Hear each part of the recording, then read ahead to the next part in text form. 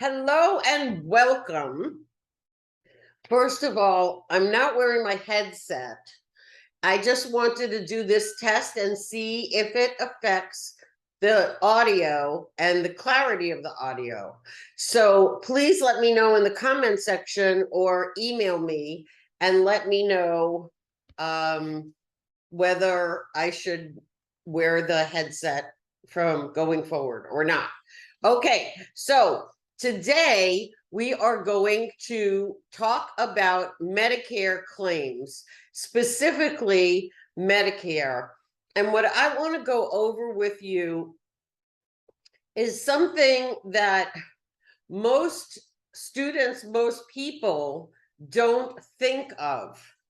Okay. And what I mean by that is going directly to the source. And while it's natural to go to Google and ask Google a question about sending a claim to Medicare, you're going to most often end up with people who have read the rules and the guidance from Medicare and interpreted it. Now, sometimes that's a good thing because sometimes government blah, blah, blah can be challenging to understand.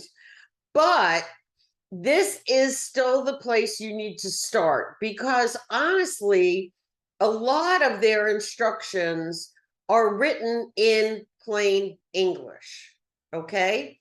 And also remember that if you have to be before a judge in a court of law or any kind of legitimate hearing, it is much better for you to say, here's the information I got off of the CMS website, which is why we did it that way, as opposed to this guy called very healthy, I don't know, save money on hospital bills.com said, because that's not going to bring you any salvation in a court of law.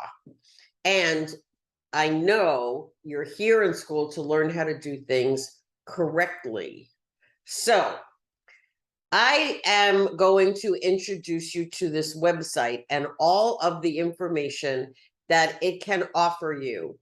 And the other thing that I want you to remember is if there's a change in the law, if something passes tomorrow, it will be reflected in the website, but it will not be reflected in your textbook.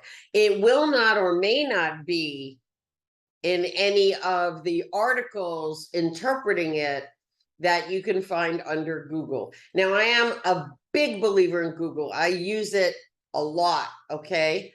But when it comes to things that have strong legal impact, you always want to go to the original source to start whenever possible. So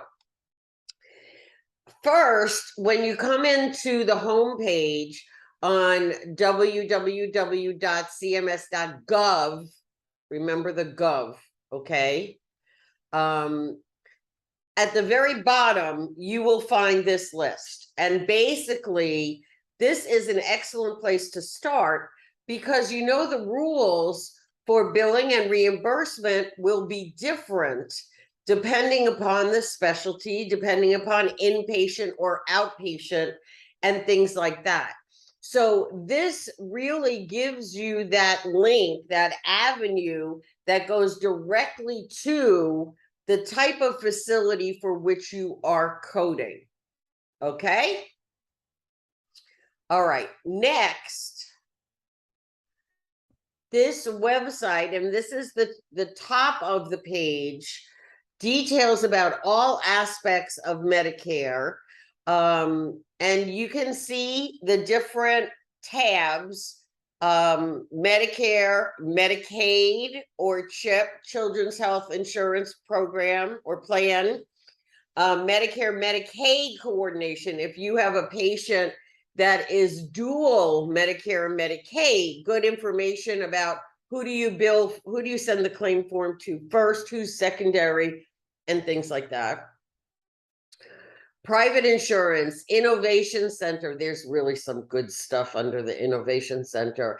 And the other very important regulations and guidance is also incredibly helpful in your job as a billing and reimbursement specialist. Okay. If you are working on a project, research, statistics, data, and systems can be very, very helpful. And then, of course, outreach and education, which is very beneficial. They have a lot of services, they have a lot of videos, they have a lot of articles. And again, these are the people that make the rule. This is the agency that oversees this entire program, which means they oversee your complete compliance with their rules as you're asking for money. And remember, there are a lot of different things that can be interpreted in different ways, but errors when it comes to billing and reimbursement, of course, involves money. And when money is involved, things get very sensitive and fingers can get pointed to fraud, and fraud leads to jail or prison and big fines, and not something I think you want to learn from the inside out. You know what I'm saying? Okay. So you can see here, Medicare general information, Medicare Advantage, Medicare contracting.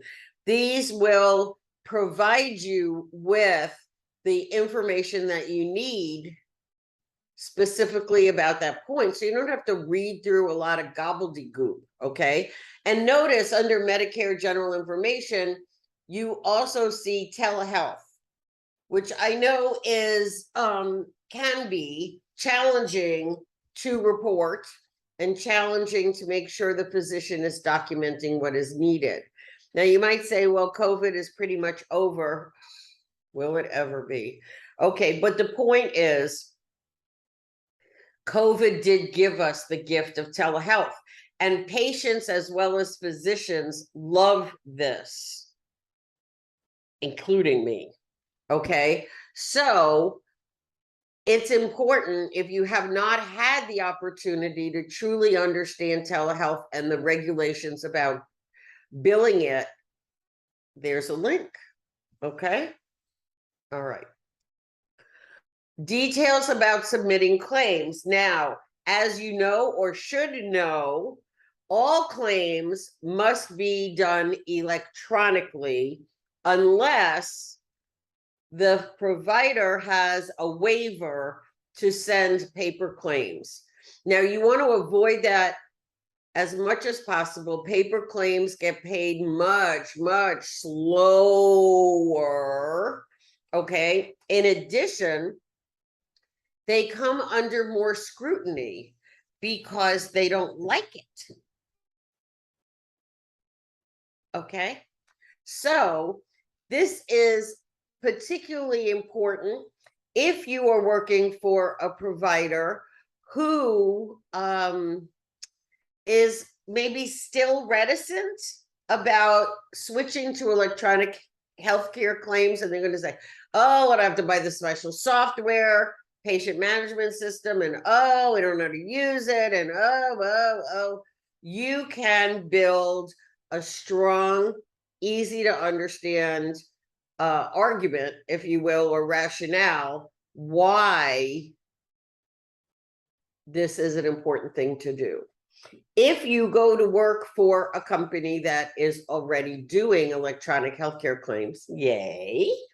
Okay, then if you have questions about how, where, what, whatever, here's your first source. Okay, you also have a specific billing section on this homepage of cms.gov, all right, in which you can again link to the specific area in which you have a question. And just to remind you, the fourth item, SNF, skilled nursing facility. In addition, you also must know and understand the appeals process, because a denied claim is not necessarily the end and should not be taken that way. There are physicians' offices, especially because they're small, because they haven't had somebody who's knowledgeable about these things. Well, the claim is denied, send the bill to the patient. And the patient doesn't know any better, so they pay. And you know what? That's just wrong, because the mistake could be a coding error. This mistake could be any number of things. And it also just may be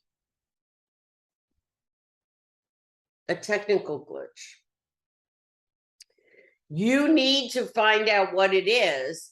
And you need to know that in cases where you go over, no, the coding is correct, medical necessity, this is approved, they should not have denied this claim. You need to file an appeal, and all the information is right here. Oh, and besides which, wait, let me go back for a second.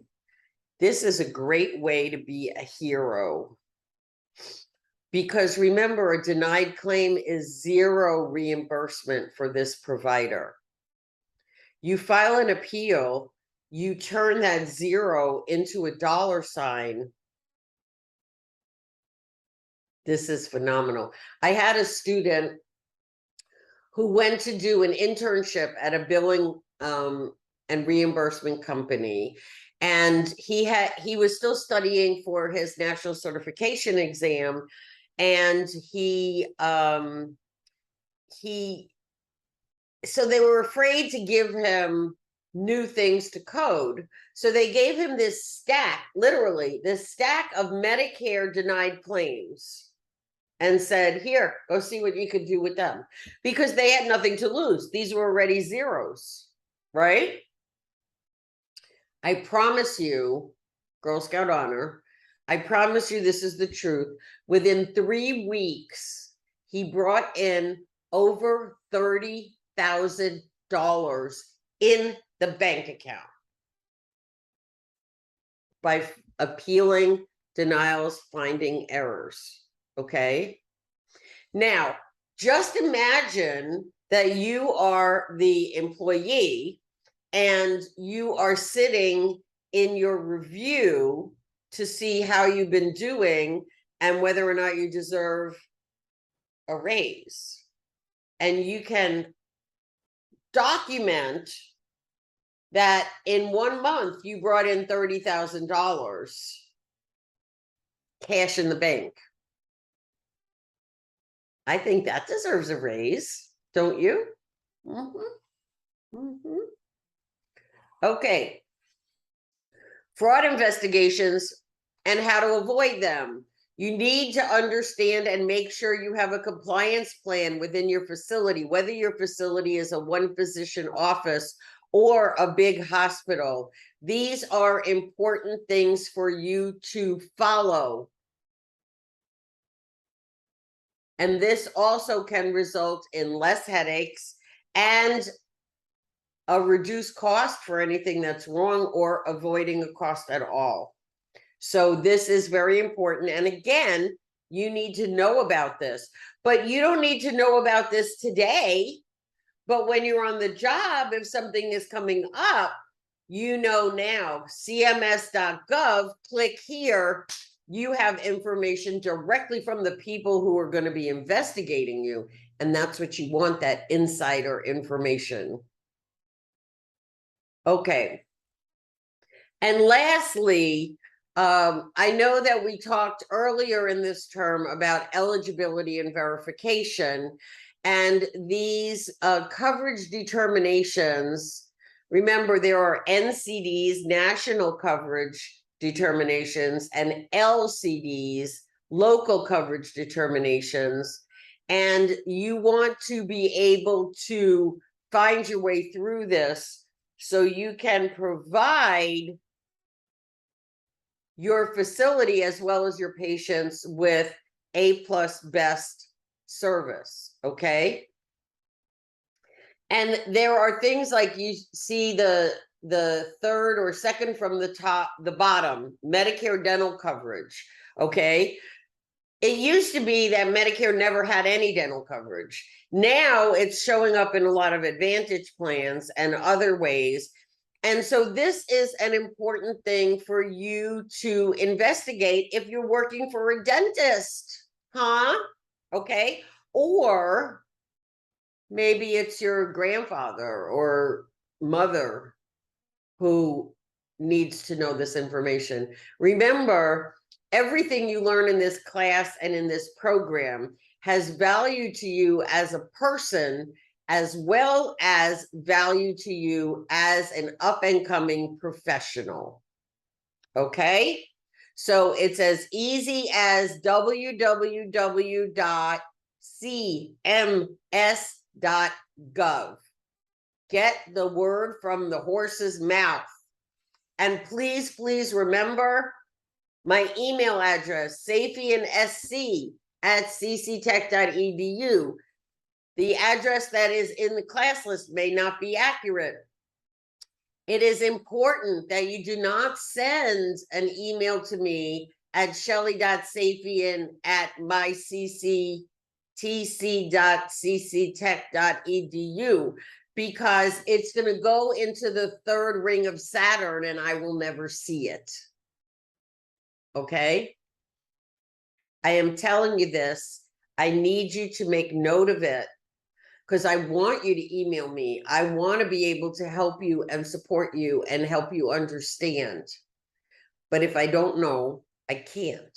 So please email me at the right address and I'm there for you.